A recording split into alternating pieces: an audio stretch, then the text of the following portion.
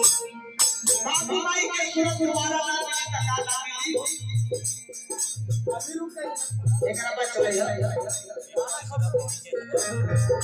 आहा के परिवार वाला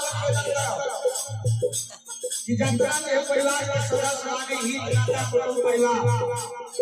आज कुर्सी पे बैठी और संगीत के नाम ले ध्यान देते जा बाबू भाई ऐसा ही वस्तु बानी कभी कभी ना सुंदर भाग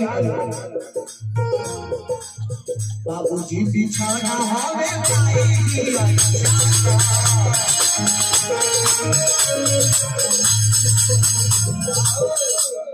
बाबूजी बिछाना हवे आई ही अच्छा जाता एकरा माने सब बाबूजी बिछाना हुए हवे के लिए से कमा धमा के दावत करे भाई ज्यादा लेखा और अब बबुआ के पोषण वाला है ए बाबूजी बिछाना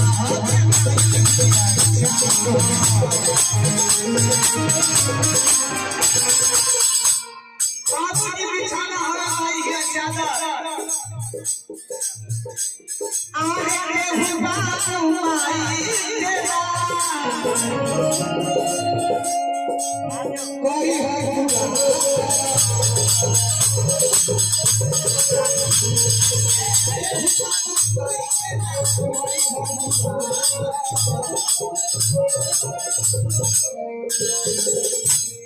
बाबूजी बिछाना हरा भाई है ज्यादा